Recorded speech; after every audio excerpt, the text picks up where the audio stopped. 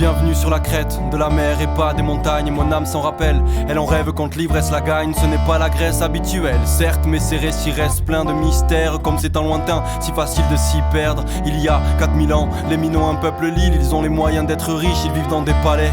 Côtoient l'Égypte, ils aiment leur mythe et ne veulent pas s'en séparer. Parmi eux, il y a un homme sans pareil. Bientôt roi, Minos aidé par la force de la persuasion, amené par les flots de Poséidon. Un taureau blanc émerge de l'eau. Alors Minos fait sensation face à ses frères qui ne peuvent rien faire, si ce n'est accepter sa domination.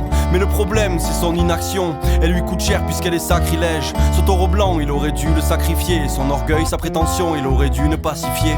Une fois sur le trône, le grand roi Minos prend femme. Pasiphae, celle qui brille, a su faire battre son âme. Fille d'une nymphe, son amour est éternel. Mais les deux époux sont promis au destin cruel. Minos a trompé le grand dieu Poséidon. C'est terrible, c'est sa femme qui devient sa punition. Pasiphae s'enflamme pour un énorme taureau blanc et son désir illusoire lui fait perdre la raison. Elle va voir Dédale, l'inventeur génial. Il construit la machine qui va tromper l'animal. Dans une vache en bois, Pasiphae s'approche de l'être désiré. C'est ainsi que la reine et le taureau vont s'accoupler. De cette union terrible, contraire à la nature, vient un enfant monstre, une vivante rature. Le corps d'un homme, la tête d'un taureau, la rage au ventre et la fureur dans les naseaux. Fou de rage, le roi Minos veut punir Dédale. Il le force à construire une prison sans égale pour ce monstre violent, cet animal infâme qui, par sa faute, est sorti du corps de sa femme. Icare court et y croit, il court et y croit. Il saute et s'envole et tombe sous le poids de sa prétention. Alors attention à ne pas confondre orgueil et espoir. Icare court et y croit, il court et y croit. Il saute et s'envole et tombe sous le poids de sa prétention. Alors attention à ne pas confondre orgueil et espoir.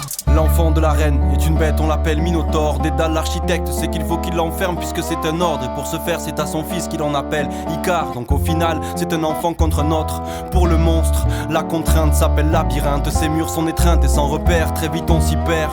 Fils et père sont en stress, une des raisons pour lesquelles je les dépeins dans ce récit sévère.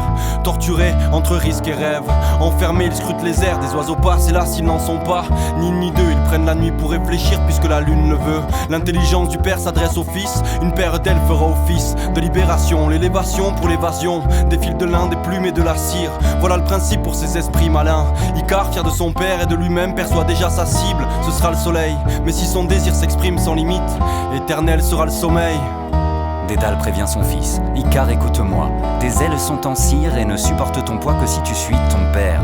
La voie de l'expérience, car je connais les limites et les frontières de la science. Ne vole pas trop bas, car les embruns de la mer et les vagues t'enverront visiter le fond des enfers. Ne vole pas trop haut, car le soleil te brûlera. La cire de tes ailes fondra, jamais la Grèce ne te reverra. Icare averti par la sagesse de son père s'élance avec Dédale et court conquérir les airs, là où les humains n'avaient jamais eu leur place. Icare et Dédale s'envolent dans la grâce.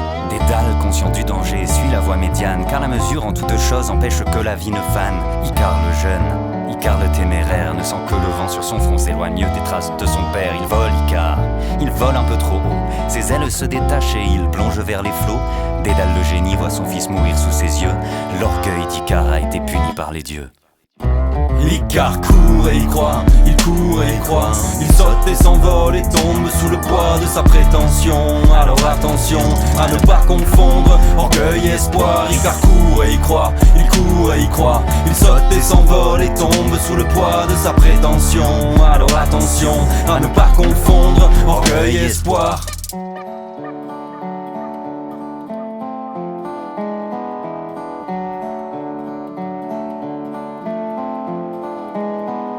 Et depuis des milliers d'années, ouvrez bien vos oreilles. L'histoire d'Icare et Dédale résonne et nous enseigne que ce père et son fils, des génies tous les deux, n'ont pu se retenir de vouloir dépasser les dieux. Plus on s'élève et plus la chute sera dure. Trop présumer de soi, c'est condamner son futur. Connaître ses limites, c'est la clé de la sagesse. C'est ainsi que parlaient les vieillards sages de la Grèce.